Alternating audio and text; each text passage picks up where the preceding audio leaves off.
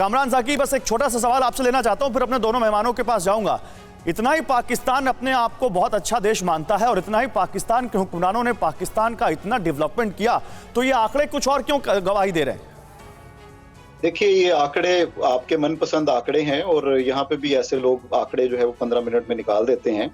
बाकी जहां तक आप कह रहे हैं कि आजादी की, तो आजादी की नहीं, एक मिनट, नहीं, आजादी के बाद में जाएंगे। मनपसंद आंकड़े क्या है? वर्ल्ड बैंक क्या भारत से चलता है क्या? वर्ल्ड बैंक मैं चलाता हूँ। पर कैपिटा इनकम क्या है पाकिस्तान की पर कैपिटा इनकम क्या, बताइए ना मुझे। पाकिस्तान की जीडीपी क्या हम यहाँ बैठ के निकाल रहे हैं क्या? आप बैठ के बता दीजिए क्या है पाकिस्तान की जीडीपी। कह रहा हूं कि आजादी के लिए ये जीडीपी अहमियत रखती ही नहीं। आप हमें इंडिया के अंदर जो मुसलमानों के हालात हैं, अगर उस रुख के साथ इंडिया का मुसलमान क्या इंडिया में पर कैपिटा इनकम में इन्वॉल्व नहीं है क्या? आप अपने यहाँ के अल्पसंख्यकों को क्या देते हैं? आप अपने यहाँ के अल्पसंख्यकों को कौन से अधिकार देते हैं? लोग वहाँ पे कमाते हैं, ये मईशत का हिस्सा है। लोन देने वाले आपकी मदद नहीं करते, वो लाभ कमाने के लिए देते हैं। तो कौन अच्छा है और कौन बुरा है, जानना चाहते हैं तो फ्रीडम ऐप को अभी डाउनलोड कीजिए। 75 सालों की आजादी में आपकी कितनी तरक्की हुई है, उसी का ये पूरा डेटा है, उसी का लेखा जोखा है।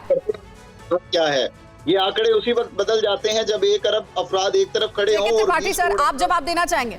हाँ, 20 लोग सुन लीजिए, यहाँ स्टूडियो से जवाब मिल रहा है। कामरान साहब, सुनने की धीरज रखिए। देखिए, ऐसा है कि शुतुरमुर्ग की तरह रेत में सर छुपा देने से असलियत नहीं बदल जाती।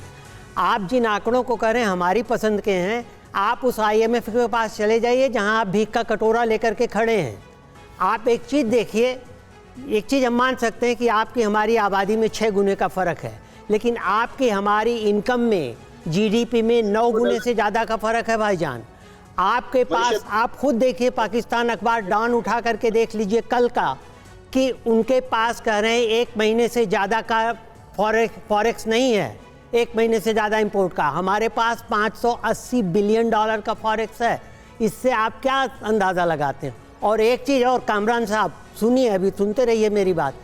एक और चीज़ मैं बताना चाहता हूँ। मैं बड़े विनम्रता के साथ कहना चाहता हूँ कि पाकिस्तान का जन्म ही एक जो है बड़े ही फॉल्टी एक्शन पे हुआ था, फॉल्टी प्रिंसिपल पे हुआ था कि सिर्फ आप मेरी बात सुने, पहले बात सुने। शराफत होती है कि कोई बोले तब सुना जाए। करके वहां से इधर आए। आप पहले बात सुनने की शराफत दिखाइए। त्रिपाठी जी, एक बार उनकी भी बात सुन लेते हैं। नहीं, मैं बोल रहा हूं, आप अपनी बात पूरी कीजिए। आप अपनी बात पूरी कीजिए, फिर एक बार उनकी बात सुन लेते हैं। आप अपनी बात पूरी कीजिए, बोलिए। ठीक है, तो मैं ये कह रहा हूँ कि देखिए, रिलीजियस बैकग्राउंड पे किसी भी देश का निर्माण जो हुआ, जन्म हुआ, वो फॉल्टी था।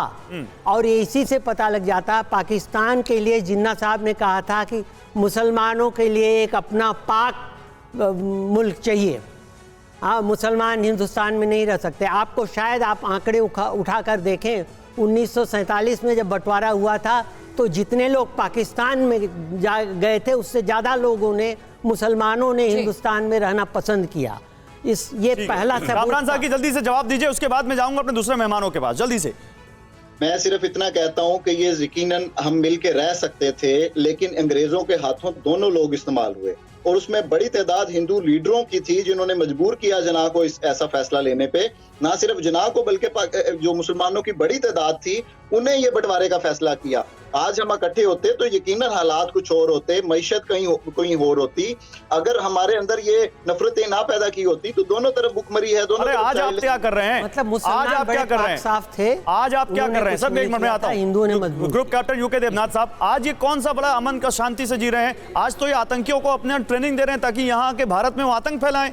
इतना इनको अमन उस समय समझ में आ रहा है। अब आज ये नहीं दिख रहा है कि पीओके में क्या हो रहा है। रवा रखी हुई है। ग्रुप कैप्टन देवनाथ साहब रुकिए, कामरान साकी।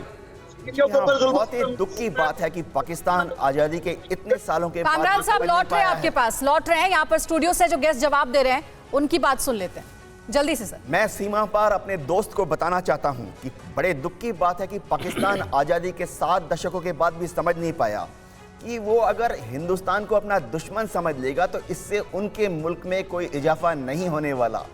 समय आ गया है कि पाकिस्तान समझ जाए कि उनका मुल्क अब हिंदुस्तान के मुकाबले कहीं पर भी नहीं है और भविष्य के लिए एक ही तरीका है जिससे पाकिस्तान आबाद और आगे बढ़ सकता है।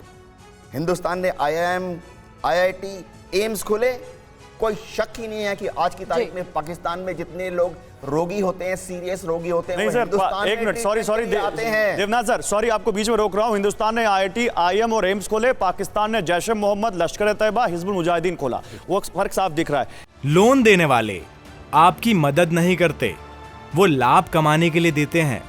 तो कौन अच्छा है और कौन बुरा है जानना चाहते हैं तो फ्रीडम ऐप को अभी डाउनलोड कीजिए।